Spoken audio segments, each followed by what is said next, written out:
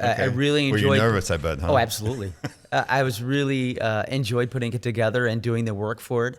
I'm a music nerd. You know, anything at music I want to absorb and learn, especially music theory, how music's put together, and the core. I'm also involved with a choral group called the Ambassadors of Harmony, and the Ambassadors of Harmony are a very large barbershop men's chorus. We've got about 115 guys who come and sing. The other piece of it that just really impacts me, almost gives me even more emotion, is when you mix that melody with the harmony and the rhythm, and then you mix it with the lyrics. Yep. And the lyrics, especially in a format like... That's a great question, and I think I have a unique perspective on it because one of the classes that I taught is a rock and roll history class or a pop history class. And so what you're saying about decades is right on. 20s, 30s, and 40s.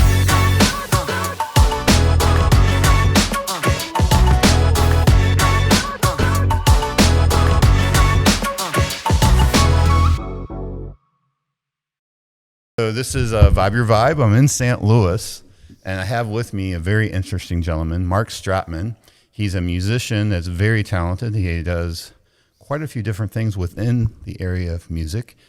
We're at St. Cletus Church, and we're going to find out all about Marc and his musical adventures. So welcome, Marc. Thanks so much for agreeing to do this. I know it was very short notice. Yeah, thanks, Kirk. I appreciate the invitation. So tell me, I know Marc through Boyd Hoffman, and he was telling me how he sings with you at the Missouri Athletic Club. I think most people refer to it as the MAC. Sure. And you were in the Apollo choir. Right. So one of the things that I do as a musician and a music director, you're kind of doing every gigs or jobs that you can to try to make some money. And one of the things I do is I lead a group of men through the Missouri Athletic Club called the Apollos. Oh, so you're the lead? Yeah, I direct. Oh, I direct. I thought you were just No, I direct them. one of the members singing. No. Yeah, he was. No, I direct them. I've been doing that. This is my 16th year directing the Apollos, and Wow. So they refer to themselves as the Apollos. the Apollos. Plural. Okay, got Correct. it. That's the name of the group, and they have the distinction of being I think, now I could be wrong, but the oldest volunteer men's chorus west of the Mississippi. Wow. So we just celebrated 80 years just a few years ago. We did. We've had as many as 35 guys on stage as a men's chorus through the club, and but COVID, with most everything else, kind of put a damper on things. Sure. But great group of guys, really love it. Boyd's been fantastic. Yeah, he showed me, I guess, is it just your practice room, or is it also you perform in that room? Because it had like a small little stage there. He took me downtown. Oh, showed yeah. me to, like, the so, little room. So right up on the 10th floor, it's our little rehearsal room. Oh, it's a rehearsal room. It's a okay. rehearsal room. They call it the reading room. That's why there are a bunch of books and magazines up there. Sure. And that's where we rehearse. We meet once a week on Monday nights, and that's where so we tonight. rehearse. Actually, not during the summer. Oh, not during the summer. Not during the Okay. summer. All right, so you guys take the summer off. We take the summer off, yes. Okay. And then the other interesting thing he mentioned is, so we have this common denominator, Boyd Hoffman. So hi, Boyd. Thanks for the introduction. He doesn't sing in the group, but he mentioned something. Is it called Beer Choir? Beer Choir. Can you tell me about Beer Choir? Sure. Beer Choir is a social event. Basically, all we do is I lead people in either drinking songs or songs that are sing-alongs that everybody knows. I have a piano player, and it's a social event. We try to do about once a month where people just come out, sing songs, have a few libations, and that's really all it is. The way it started is a good friend of mine named Mike Englehart started Beer Choir in Decatur, Illinois, where we both got our undergraduate degree at Millikan University. He put this hymnal together and found a piano player and went to a local bar called Lock, Stock, and Barrel and just led people in songs. And since then, he's moved to St. Louis and got married and brought Beer Choir to St. Louis. And I attended the first few with him. And then when he was moving on to different adventures that he was doing, he gave me and then my accompanist the St. Louis chapter of Beer Choir. So there are chapters of Beer Choir all over the country and some in Canada as well. So it's become this huge LLC, and it's a lot of fun. It's a movement. It's a movement, and There's a St. Charles County one as well. So now there's a St. Charles County. Correct. I don't lead that one. I lead the St. Louis one. I don't lead the St. Charles one. And where do you guys perform at? So we have our contract through Das Bevo, the old Bevo Mill down in the city on Gravois. Yeah, on Gravois down in the city. That's a great venue. It's fantastic, beautiful. I mean, got a lot of history. Ceilings. Yeah, lots of history. Mm-hmm. Yeah, that's cool. So when is you guys take summers off for that too? So or? no, we actually do once a month. Our next one is June 27th. June 27th. So we got a couple weeks. That's a Friday night. That's a Friday night. I'm going to be in town. Great. You should I come know where on. the Bevo Mill's at. So there you go. I wanted to come Saturday, Oh yeah. And I was looking really shabby. So I knew I was doing this today, so I wanted to get it all trimmed up and had to, because I think was it 2 p.m. last Saturday? You guys. So were, 2 p.m. That was the other group that I that's sing another with. group. That's another group. Okay. That's the barbershop harmony group that we were talking about before we started recording. So that was that concert. I'm also involved with a choral group called the Ambassadors of Harmony, and the Ambassadors of Harmony are a very large barbershop men's chorus. We've got about 115 guys who come and sing. We go to international competitions. We've won 5 gold medals in the last, I think, 20 plus years. It's part of a larger chapter of barbershop here in St. Louis called Harmony STL. So it involves our chorus, the Ambassadors of Harmony, and then we have a treble chorus called the Visions of Harmony, and then we have a youth chorus mixed called the Recruits. And all these 3 choruses are part of Harmony STL, which is a barbershop harmony society. And once a year they do competitions. And in 2023 is the last time that Ambassadors had won gold medal. And if you win a gold medal, you can't compete for 2 more years. Oh, wow. The neat thing is, though, the next time we're eligible to compete, the international convention and competition is going to be here in St. Louis. That's awesome. So it's going to be fantastic. So you guys are maybe the favorites to win, or let's hope not so. Sure. Let's hope so. So where was that performance on Saturday? Where did It you was guys at perform the Two Hill Performance Center on the campus of UMSL. Okay. So at the Two Hill Performance. Okay. Yeah. So it's like an indoor theater. Oh, yeah, it's a very large indoor theater. I don't know if I've been there or not. Yeah. I want to say that I have. It's very. You'll know if you've been there. It's huge. It's a really great performance venue. We do most of our concerts there, if not all of our concerts there. We do some out in St. Charles at the Foundry, but most of the concerts are done there at the Two Hill Center. Okay. That's great. It's just amazing the amount of chorus groups that they have here. Yep. I would have never. That's why I'm so glad you sat down, because that's what we're wanting to do. I want to share this with everybody.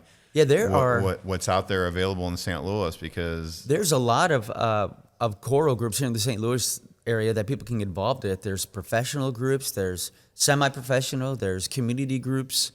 One of the groups that I directed through Lindenwood was the what they call the University Chorus, which is a community choral group where it blends students at the university plus just community members who like to sing choral music. So what got you started in this? Was it, how far back does it go? Oh gosh, so music, I guess all the way back to 4th grade. When I started the saxophone at St. Ferdinand Catholic School with Joe Bosey, who's still kicking and still playing his instruments. And so I started in 4th grade on the saxophone. I picked up clarinet in high school and also sang in high school as well. So I did saxophone and clarinet through high school, and then went to college. I was a music education major with instrumental emphasis, so I was going to be trained to be a band director. And so you learn all the other woodwinds and brass and percussion instruments and string instruments when you're studying to be a director, a band director like that in your undergrad. So I learned all the other instruments there at Millikan in Decatur for my undergraduate degree. And then just kind of kept singing and playing music, my entire life. Moved back to St. Louis in 1996. Taught in the public schools for a little while. Discovered that maybe wasn't my calling. Then I got into music retail for a little bit, and then I got into church music. And church music is kind of I felt where I kind of belonged, where I felt the most need for my skills. And then I learned piano and organ kind of on my own through my college studies, and Now, these days, I play mostly piano and organ at church here at St. Cletus. This is actually my full-time job here at St. Cletus. And so I've got choirs that I direct. I play piano and organ for the masses. There's a school that's connected with it, so I do a lot of liturgical stuff for the school community, the school kids.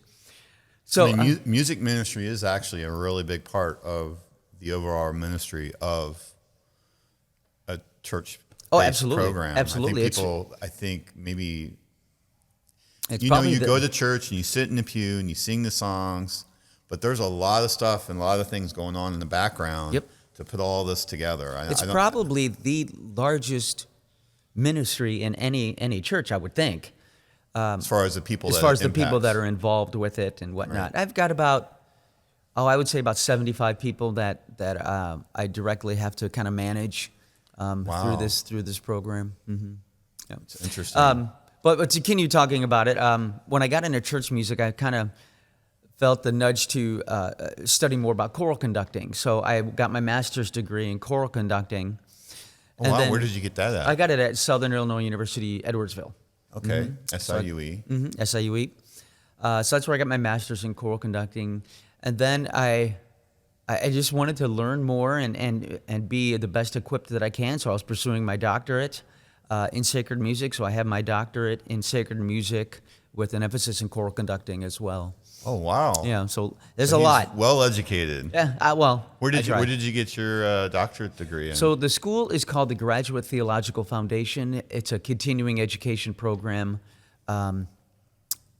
through Oxford University, and it's not a degree from Oxford or anything like that, but it's designed for working professionals in a ministry to continue working in that ministry full time and then getting an advanced degree in your field. So curious, what kind of degree actually is it? Because my sister went to school and she's got a doctoral degree, but it's not a PhD. She's got what's called an EDD. An EDD, right. Is that, what is yours So mine designated? is a DSM. It's a Doctor of Sacred Music. Oh, okay. So it has its own designation, kind of correct. like if you're in the education world. Correct. It's similar to a DMA, which is a Doctor of Musical Arts, which is a performance-based doctorate. A PhD is more written and thesis-based.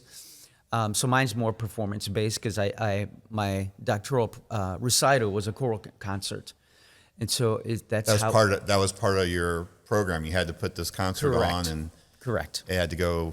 Did it go without a hitch? It went fantastic. Oh, yeah. Great! It was. I really enjoyed. Were you nervous? I bet. Huh? Oh, absolutely. I was really enjoyed putting it together and doing the work for it. I'm a music nerd. You know, anything at music I want to absorb and learn, especially music theory, how music's put together, and the chordal analysis and the structure of music. That's what geeks me out about music. Is just how it works, how it's all put together. So something that always fascinated me is that I'll hear music and I'll hear like somebody kind of rip a little piece of somebody else's music off. I mean, what is it? Is it 12 notes? 12 tones, yeah, in an octave, yeah, 12 half steps. So out of those 12 notes, like, is it like infinite, essentially, the amount of combinations that can be put together with those 12 notes, or? You would think that there would be a limit on a combination of notes, but when you're combining the notes with different rhythms, different octaves, we're talking like a whole range of a piano, so to speak. You can do many different things with those 12 notes. As a matter of fact, there's a 20th century compositional technique called the 12-tone row, which is very random in the way it's put together. It's almost like a grid. If you're a math person, it's an x-axis and a y-axis.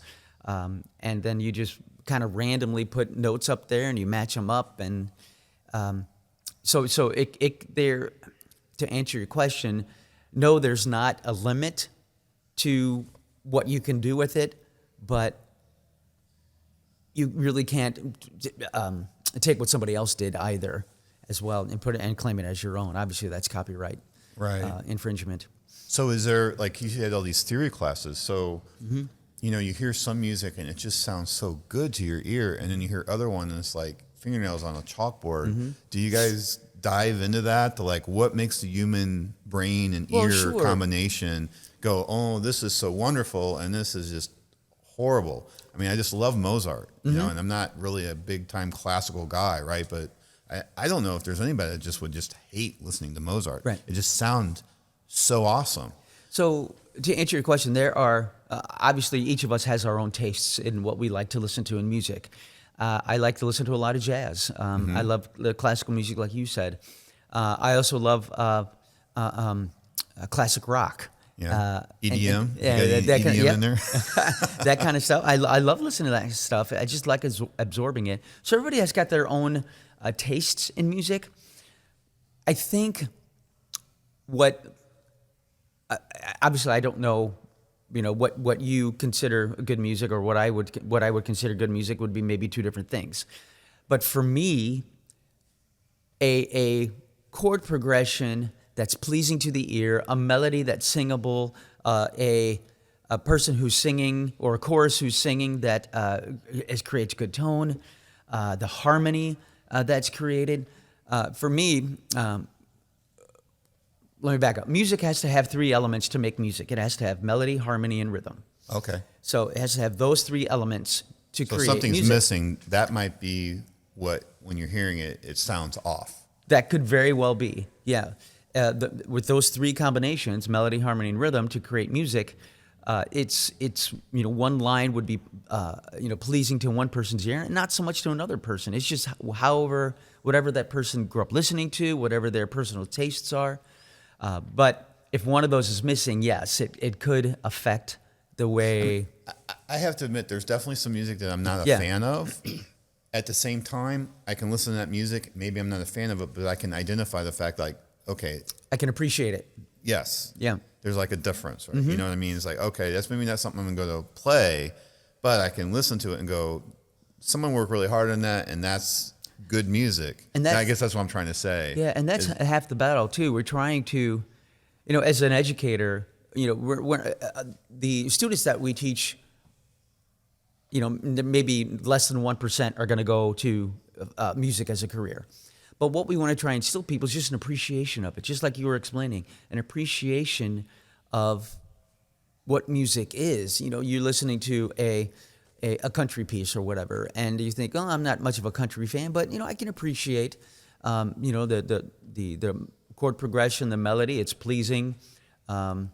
It's got a nice beat to it. You can appreciate it, and that's what we try to instill in students: just an appreciation for what music can do. So the other piece of it that just really impacts me, almost gives me even more emotion, is when you mix that melody with the harmony and the rhythm, and then you mix it with the lyrics. Yep. And the lyrics, especially in a format like church, can many times just really touch you, just really like dives in and grabs you. Oh, absolutely. So did you cover, out of all of this education, was there a portion of that maybe that covered lyric? Oh, yeah. Depending on what kind of music you're listening to, you always have to bring the lyric in at some point in time when you're talking about the effect of the music. So it is a piece of it.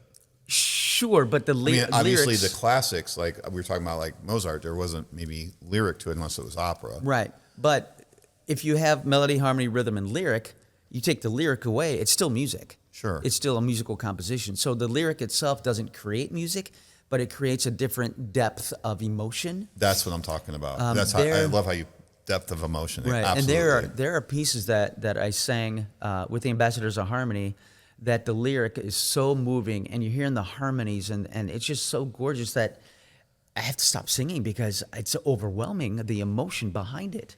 To give you an example, the ballad or the slow piece that we sang for the international competition that we won in 2023 is a piece called "Stop Time" from the musical Big.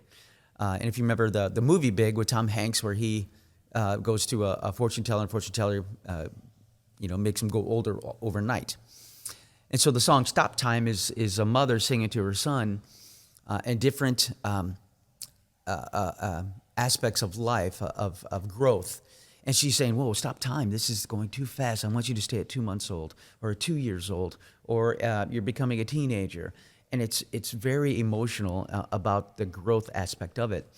And that was one of the songs where it got so emotional. I had to stop singing because Oh, it wow. was so, it got to you so much. And that's, for me, is what music is all about. It's to touch people emotionally, spiritually.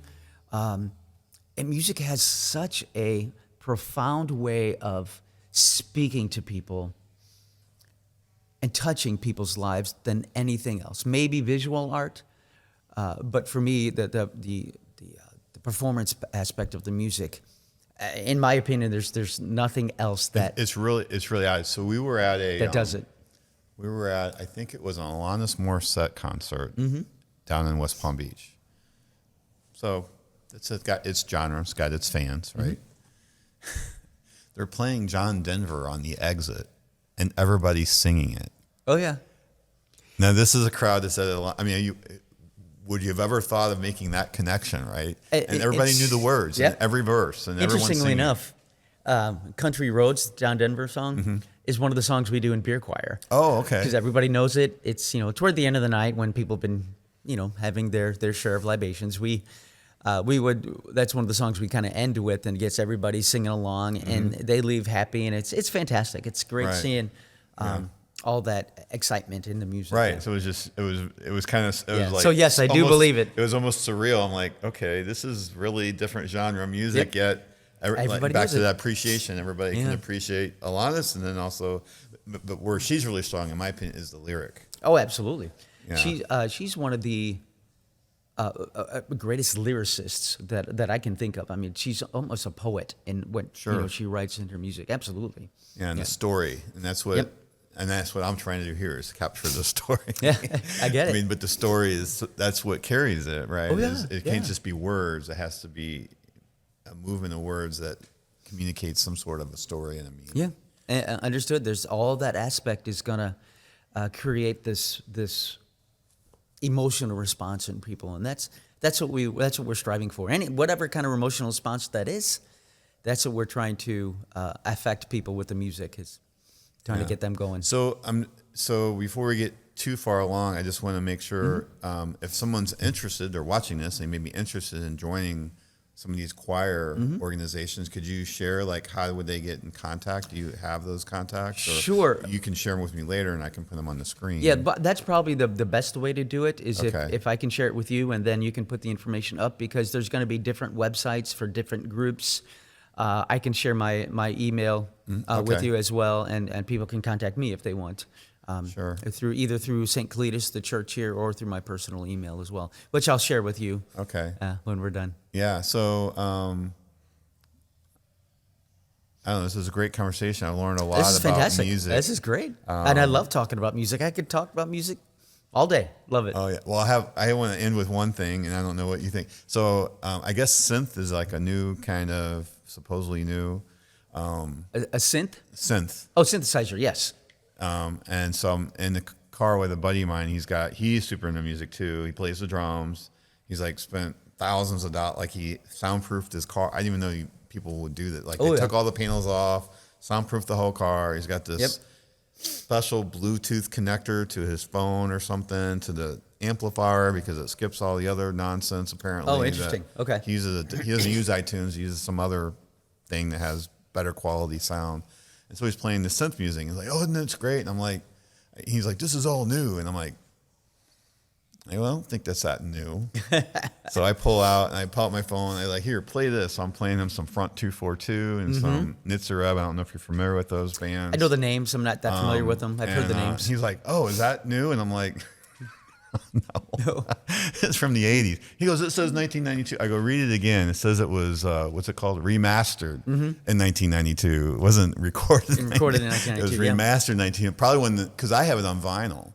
So I guess it got remastered. Probably that's about the time that the CDs were Oh coming yeah, out. I would think so. In '92. Yeah. And so early where I'm 90s. going with all of this is, in case you're wondering, is, what is the level of quality that we're missing out on as far, because I felt like I could hear it in his car. Like, we played it on my phone from my recording, then he went and found it through his different source of music, that he said, "Well, this is a higher level quality Like, is there something to be said still about vinyl, or is the CD just so much better than the vinyl? And then what about listening to like streaming music? I'm just curious your take on all that. So that's a great question. Those of us who are purists in musical, we prefer vinyl, and I'm one of those. I like the music on vinyl. It has an authenticity of recording. It's well, I guess like I said, it's authentic. It sounds like it would have been recorded. If you are a person that likes to listen to music just for the music quality, you want to listen to better quality, you're not interested in the nostalgia part of it, then maybe you'll listen to a CD, because a CD is going to have better audio quality. Instead of analog, it's digital. Same thing for streaming music. It's going to be the same way. It's going to be digital instead of analog, or whatever vinyl is. Is vinyl analog? I would consider it analog, Yeah, right? I would too. Yeah. But I like the nostalgia part of the vinyl. Like, I have an old reel-to-reel even. Oh yeah, same thing. My It's mother-in-law was nostalgia. going to throw it out, and I'm like, no. I go, I have no idea how it works. I don't even know if it does work, but I grabbed it because I was like, that. And there are people that are collectors of that kind of stuff too. They like the nostalgia part of it. And if you like that, then you would go to vinyl or watch an old reel-to-reel movie. But a lot of people just want the better quality music. It's better to listen to. You can hear different aspects better, in their opinion. So they would probably listen to a CD or streaming music or. I feel like, and I don't have I have my vinyl, still have most of it. I trade, like back in the 90s, I traded a lot of it and switched it to CD. Oh, me too. Because of convenience. Me too. But I did still keep a lot of it. Yeah. And I'm still trying to collect vinyls again now. I feel like, even with CD, like the act of physically going, I mean, I have to say, and maybe you still do it, I really miss that. You'd have the album, you'd be looking at, sometimes it came with a booklet, even the CDs would come with a smaller booklet. And I thought it was funny, we have, our youngest is 20, so that's all they know is essentially streaming. They had iPods, when they were little. And they had some conversation the other day, and like, oh, let me see what that lyric is. And we just laughed. He's like, and it was a song that my wife thought she knew, but she didn't know it. And she finally got to see the actual lyric, because today most lyrics are available. And she's like, oh, I had that so wrong. And he's like, how could you have that so wrong? You just look at it. He's just like, no, you don't understand. You'd hear that song on the radio. You'd record it with your cassette player, and then you'd be play, rewind, play, rewind, play, rewind, and you'd be writing down the lyric. And even if you went and bought the vinyl, you weren't always guaranteed that, like, you get home, it's sealed. You get home, you open it up, and then you'd be like, there's no lyrics. Yeah. It's such a letdown. People don't even understand that. Oh, I know. And it's funny you say about the recording on the tape. That just brings back memories for me, because that's what we did. We waited for a song to come on the radio. We'd hurry up and press record on the tape player, or we'd call into a radio station requesting a song to be ready to record it on a cassette so that we can listen to it whenever we want. Man, times have changed. It brings back so many good memories from doing that kind of thing. 1999 by Prince. I think I've heard the beginning of that song for the first time, I think, within the last 12 months. The beginning part of it? The very beginning part of that song. You're probably right. I'm not thinking about it. I don't know that if I've ever heard the beginning. I don't think they played that on the radio that way. Maybe there was a radio edit. Right. Because that wouldn't play on radio very well. Right. Radio, you got to think they have to put music in a certain time, a certain amount of time. Yeah. But yeah, you're probably right. Now that I think about it, I think they don't play the extended version on the radio. Right. And then I was telling him how I have all these 12-inch versions of all these different songs. He's like, 12-inch? What do you mean? I go, it was a single, and it'd be a 12-inch and have all the different mixes, and that was just that one song. Yep. Sometimes A and B side would be the one song, or sometimes you might get lucky and there'd be a B, but yeah. That's great memories. I love it. And I think something about not being able to just go right to the phone, search, play, you have the thumb. I don't know. I feel like we're missing something that this younger generation is missing a little bit. Having to thumb through all the vinyl, you pull it out, you got to put it on, put the needle on. Yep. Spin up the turntable. But that's what we grew up on. Tactile, how do you say it? Kinesthetic. Yeah. Kind of act. Kinetic. Yeah, I know what you're talking about. You know, that actual act of playing the music, Right. to hear it, not as a musician playing, but as a consumer of the sound, having to go through this physical act. I think it's a little missing something, just being able to go right to your phone and hit a 100%. song and play it. 100%. So it's something we're kind of missing. Yeah, I agree, 100%. So where do you think music's going to go? Because I know we're a little bit on the timeline here. Okay. Where do you think music's going? You can either reference inside of the religious type music or even modern music. How do you? Because I feel like as a child born in the '60s, and my parents grew up in the '50s, and their parents grew up in the '40s. We had '40s music, we had '50s music, we had '60s music. They weren't a big fan of the '60s because they were '50. They loved Elvis and all of that kind of stuff. But I got to hear all the '60s, and then as I'm old enough to hear music, I'm in the '70s, and then as a teenager, I'm in the '80s. And there's definitely, as a young married couple, there's the '90s. We have lots of '90s songs, and you get into 2000. To me, right now, it's kind of like. It's all like there's not. Can you before you had these decades of and there was early '60s is obviously different than late '60s, but you had these decades where you could really recognize the genre of every different genre. This is '60s versus today. I don't know. What are your thoughts on that? That's a great question, and I think I have a unique perspective on it because one of the classes that I taught is a rock and roll history class or a pop history class. And so what you're saying about decades is right on. 20s, 30s, and 40s, the popular music of the day was jazz music, was jazz or big band music in the 30s and the 40s. Come 1950, and the guy named Elvis comes along, and it kind of sprouts off. So in one direction is pop music and rock and roll, and the other direction is jazz music. And so you've got Elvis, who took styles from gospel, from blues, from even from a little bit of ragtime music, and kind of created this own style that they later termed rock and roll music. So the development of music, it's almost like a pebble, and the more it rolls, it becomes a boulder, maybe, or maybe a snowball is a better way to put it. You roll a snowball, and you're adding this to the snowball, this to style, and you're creating something new. You take a little bit more snow, take some from over here, you put it together with the ball, and again, it's something new, it's something bigger. So I think the development of music in the future is going to have to follow those same kind of guidelines. In my opinion, the greatest music takes music from different genres and puts it together and creates something new. That's what jazz was. Jazz took blues and ragtime and spirituals and gospel music and created jazz music. Jazz is the only music that America can truly call its own because it was born right here on American soil. Even though it took from Eastern classical music to develop it,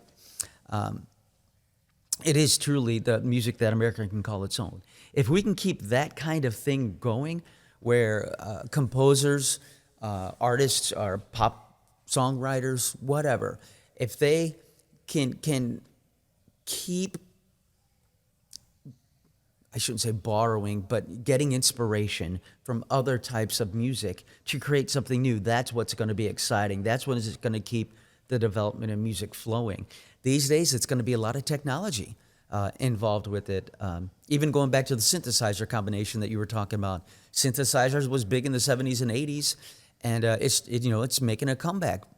Kids are making this electronic music, and that's another thing too that it just popped in my head. And I'll go off on a little bit of a tangent here real quick. You'll see a lot of videos and a lot of kids today kind of sitting at a computer with a keyboard, creating their own music and creating their own rhythms, creating their own music. In my opinion, and this is just my opinion, that kind of music, pop music today, is somewhat overly produced, in my opinion. Sometimes it might be losing some of its musicianship in it. For me, nothing beats hearing a four-piece band, hearing the musicians playing together, playing off of each other, hearing how each person's individual musicianship gels and blends with the other band members. in my opinion, again, I'll probably get a lot of guff for it, but that's what makes but music that's interesting. jazz. That's jazz music. That's rock music. That's any kind of music. Yeah, but I think it's really central to jazz. It started in music, seems jazz, like. sure. I don't know if I guess maybe you see it in rock and roll, like Dave Matthews when I went to his concert. Yeah. He plays like a jazz band in that sense, where each person will play off of another one. You're talking about like improvised solos and things like Right, that. There are yeah. rock bands that do that. You look at like, even Prince. We were talking a bit about Prince earlier. He does improvised solos in his music, which would be considered pop and rock and roll. Right. But he uses a lot of jazz influence in his solos. Sure. So there's still a lot of improvisation So that jazz happens is born here in the U.S. in the United States. It's Yeah. born here, right One here of in the things America. that I didn't know, and you probably know this, I'm sure, is bluegrass. Bluegrass, yep, love Was it. not born here in the United States necessarily. It's part of the development of like country music, and bluegrass obviously uses blues, but it also uses some different kind of country aspect. It's a great example of a style of music that's borrowed from other things and creates something new. Somebody was telling me there's. I couldn't give you an example. Wish I could, but someone was like, "Oh, you should go listen to the newgrass." And apparently, this is like a new genre. Newgrass, that's news to me. It's a more modern version of bluegrass. Really? I'll have to look that up. That's news to me. I don't know what they actually had a reference to, but I will definitely look it up. They're like, what kind of music do you like listening to? I like newgrass. Newgrass. I'll have to listen to that. That's cool. I couldn't tell you what it is because I never actually took the time to. I just remember I go, that's odd. I don't know. Well, it just goes to show you, somebody like me with all this music experience and whatnot, learning something new. Never heard of newgrass. I'm going to go listen to newgrass now. Yeah, or maybe I'm all wrong. Maybe he's all wet. I don't know, but let me know. That would let me make know sense, if you find it. Yeah, but it could be something that's newer. Well, Mark, thanks so much for sharing your time with me and contributing to my little journey here to find people to interview and definitely reach out back, and then I'll share all that connection for people out there that have a musical desire and wants to contribute to one of these choir groups, and really any choral group. I've got contacts choral. all over It's the called place. choral group. Choral group. Okay. Oh yeah. And there's same thing on the instrumental side too. There's community bands. There's different so if you instrumental groups. If you have a desire to play and maybe you're like, well, I'm not really good enough, there's room for you somewhere. Yep. I mean, you not be able to be on a pro or semi-pro kind of group, but there might be some community group that Absolutely. And then they'll have maybe a musical director there that can help you and guide you and get you the help you need so that you can actually be a contributing member. 100%. Yep. Okay, great. That's really good to know. Well I'm going to Thanks, Kirk. sign I it off appreciate there. it. Thanks so much. Yeah, It's I Marc appreciate the invitation. Strathman, and here at the St. Cletus Church, he's the musical director? Music director, yep. Music director here. And he's also... let's see, I direct the Apollos at the Missouri Athletic Club. I teach part-time at Lindenwood University. Let's see, I sing with the Ambassadors of Harmony. There's a lot of stuff. There's a lot of stuff there. Are you on LinkedIn or? Not LinkedIn. You can find me on Facebook. Facebook. That's probably the best way to find me. you is on Facebook. Okay. Either through the Church St. Cletus or, and I'll share the information with you afterward. All right. Yeah. All right. Thanks, buddy. All right, Kirk. Appreciate it. Appreciate it. All right. Bye-bye.